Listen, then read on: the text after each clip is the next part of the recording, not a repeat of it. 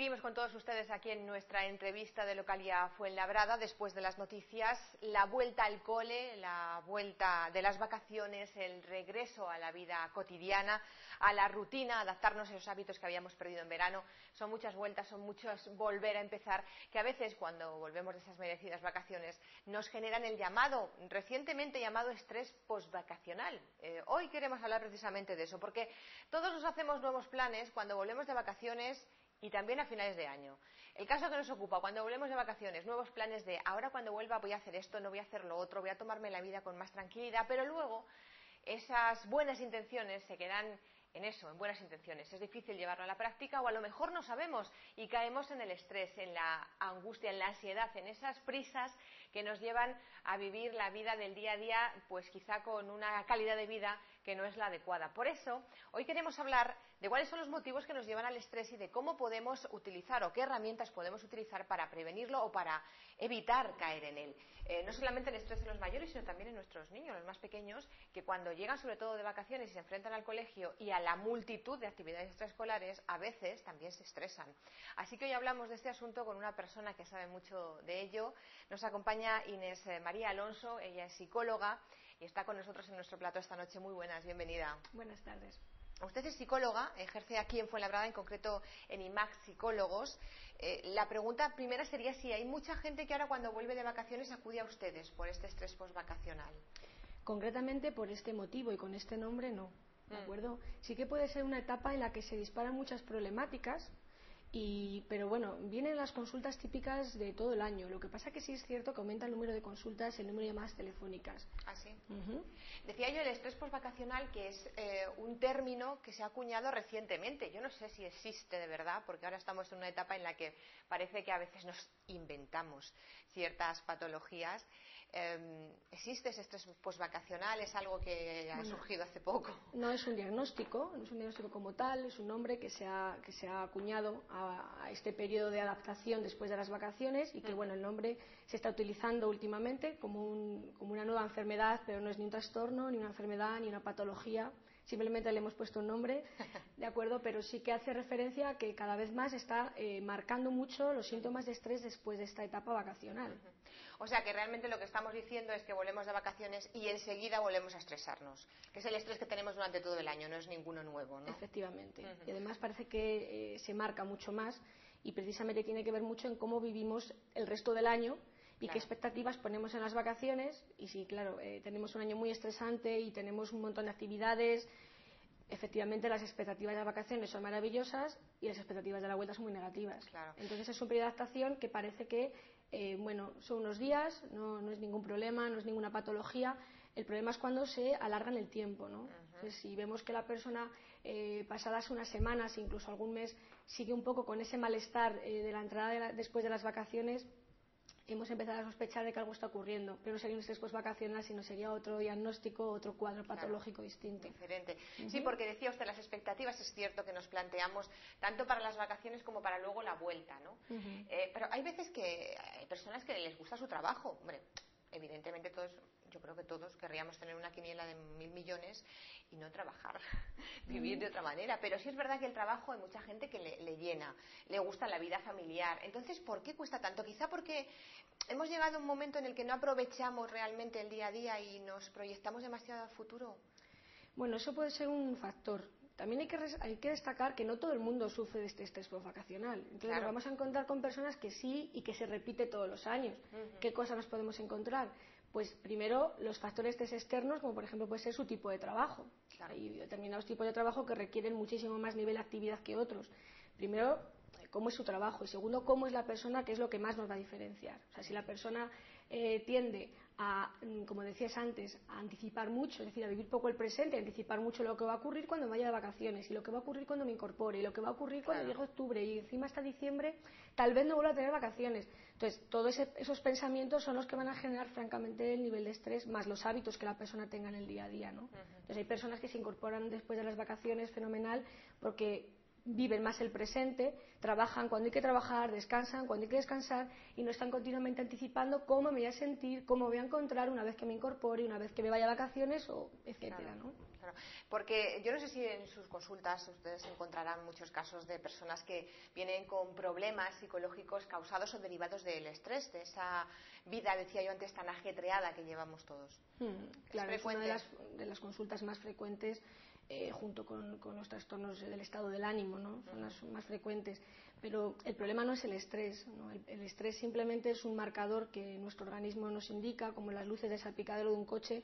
No nos preocupamos por las luces, nos preocupamos por lo que realmente está dejando de funcionar. Entonces, un poquito el estrés es esto. Es un mecanismo adaptativo que nos permite darnos cuenta de que algo no está funcionando. Es bueno el estrés no es una enfermedad, no es ninguna patología.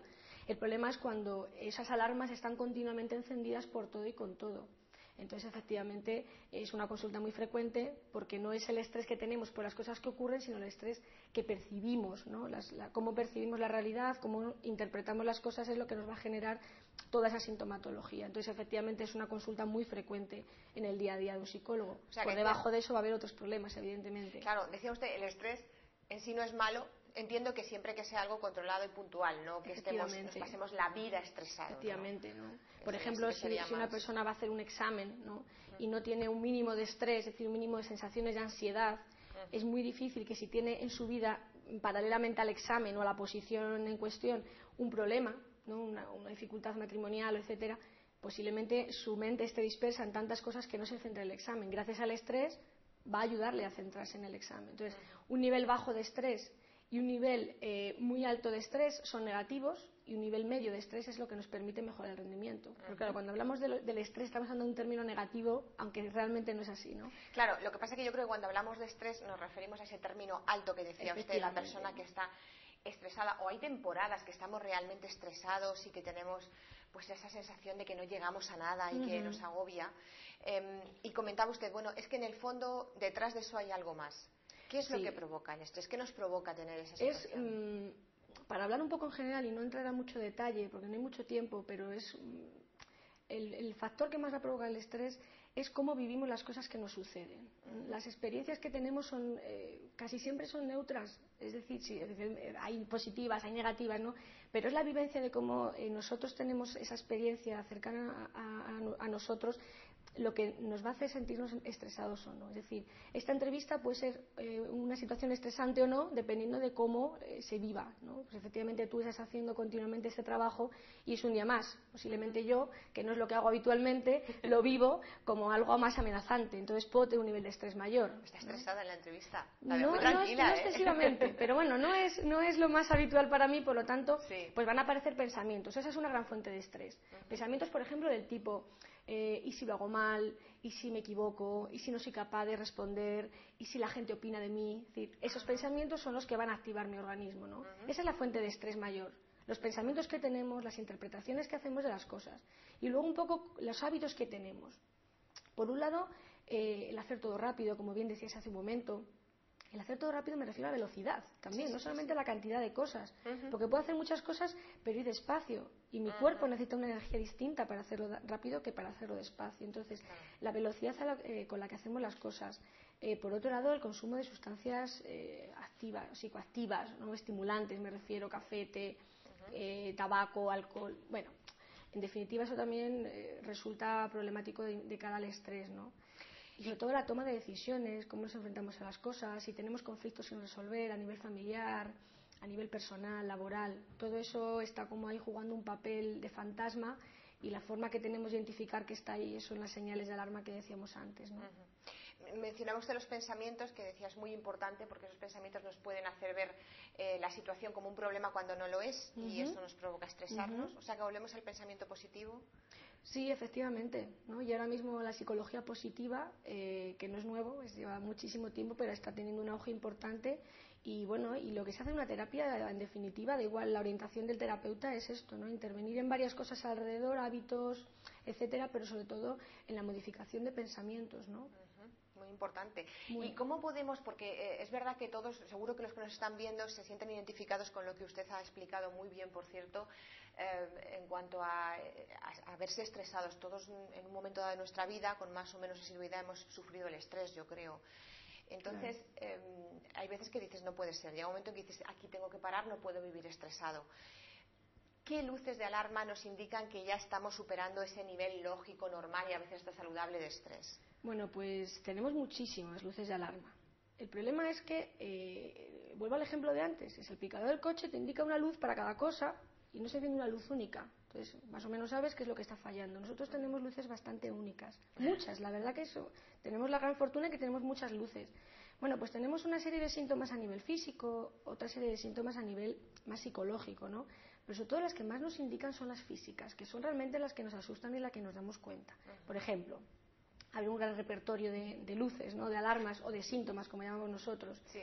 Por ejemplo, personas que sufren molestias físicas con frecuencia de tipo gástrico, ¿no? Y van continuamente al médico de atención primaria. Podemos hablar de náuseas injustificadas después de hacer pruebas, no sé directa de qué puede venir aquello, ¿no? Náuseas, presión en el estómago, punzadas, digestiones molestas, diarreas o estreñimiento que a veces se convierte en crónico, ¿no? O problemático. Luego hay una serie de síntomas también a nivel coronario, palpitaciones, presión en el pecho, sequedad de boca, seguiremos con dolores musculares, de cabeza.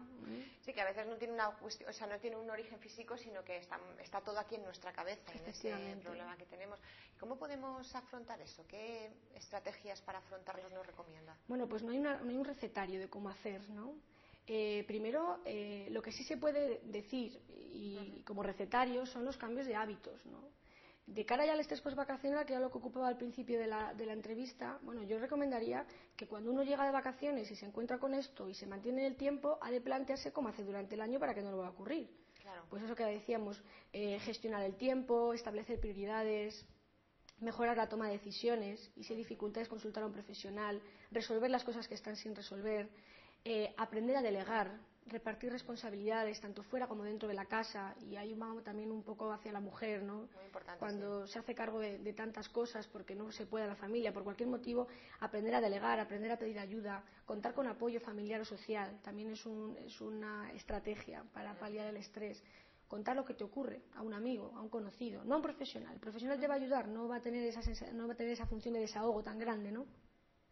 Y no consumir sustancias, como hemos dicho, tanto estimulantes como depresoras, sustancias en definitiva. Bueno, son varios consejos, pero muy interesantes. Yo creo que todo es fácil de aplicar, pero claro, hay que ponerse a ello. Claro. Nos queda un minuto, pero no quería yo marcharme sin preguntarle por los niños, porque hay veces que ahora cuando vuelven, ya que estamos hablando de esta vuelta de vacaciones, ahora ya han empezado los colegios y empezamos también a apuntarles a clase de inglés, a ballet, a gimnasia rítmica, a judo.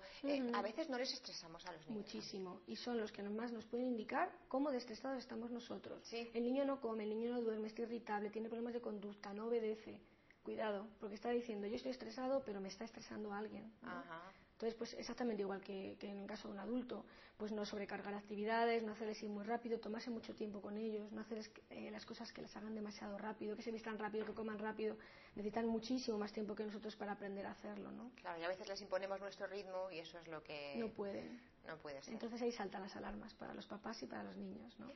Bueno, pues yo creo que hoy Inés María Alonso nos ha contado muy bien cuáles son esas alarmas, esos síntomas que nos pueden indicar que vamos hacia el camino del estrés no deseado, no a ese recomendable moderado, sino a uno ya de unas cotas inadmisibles, y cómo afrontarlas. Esperemos que les haya servido, porque esa era la intención de esta entrevista ahora que volvemos de vacaciones y nos incorporamos al día a día. Muchísimas gracias por haber estado con nosotros. A ti, encantada. Estresada no ha estado, ¿no? No, la verdad que no, muy bien. Me habéis tratado muy bien. Ya me estaba sintiendo yo un poco mal, digo. Pues lo dicho, muchas gracias. Buenas noches.